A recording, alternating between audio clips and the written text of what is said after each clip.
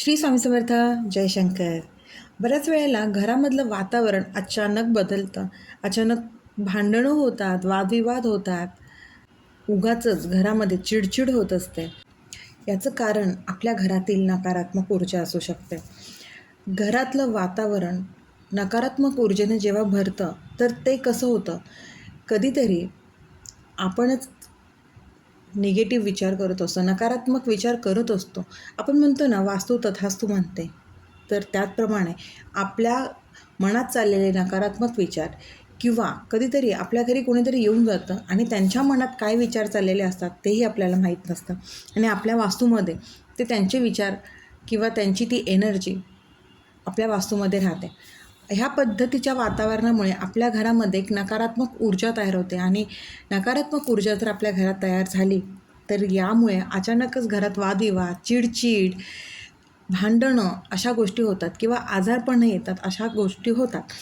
तर ही नकारात्मक ऊर्जा दूर करण्यासाठी आपण घरात साधे सोपे उपाय करू शकतो आणि हे आपल्या रोजच्या दैनंदिन कामामध्ये जर आपण ह्या गोष्टी आणल्या तर साहजिकच आपल्या घरातील नकारात्मक ऊर्जा दूर राहून आपलं घरातलं वातावरण हे सकारात्मक ऊर्जेने भरलेलं राहील.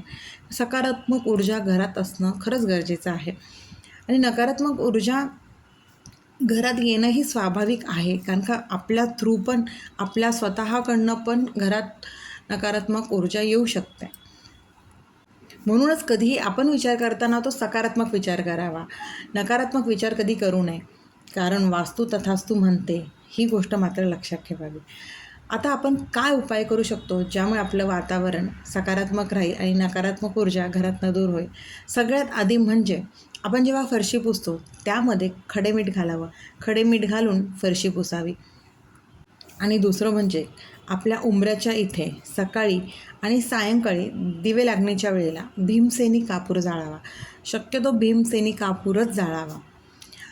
आणि सायंकाळी दिवा लागण्याच्या वेळी दारासमोर चपला वगैरे अजिबात ठेवू नये. आणि आपल्या घरामध्ये महिन्यातून म्हणा, शक्यतो महिन्यातून 2-3 वेळा गोमूत्र शिंपडून आपलं घर पवित्र करून घ्यावं. आठवड्यातून एकदा आपल्या घरात लवंग आणि भीमसेन कापूर टाकून धूपारती करावी. उंबऱ्यावरती रोज 2 वाती असलेला दिवा पूर्व आणि पश्चिम अशा दोन्ही दिशेला वात करून लावावा.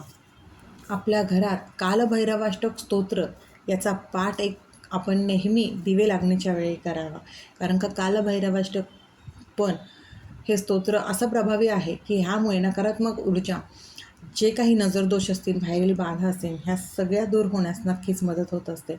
ह्या साधे साधे उपाय आपण नक्कीच करू शकतो, कारण का ही आपली रोजचीच कामं असतात. आपल्याला फक्त त्यामध्ये थोडासाच बदल करायचा आहे आणि ह्या गोष्टी आपल्या घरात असतातच. खडे मीठ आपल्या घरात असतात, भीमसेनी कापूर, लवंग ह्या सगळ्या गोष्टी आपल्या घरात असतात.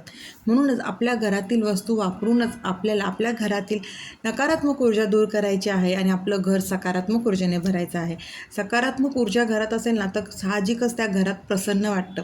बाहेरील येणारी व्यक्तीही म्हणेल की तुमच्या घरात प्रसन्न वाटतं आहे. त्यामुळे हे साधे सोपे उपाय करा आणि घरातील नकारात्मकता नक्कीच दूर करा आणि आपली वास्तू प्रसन्न ठेवण्याचा प्रयत्न करा.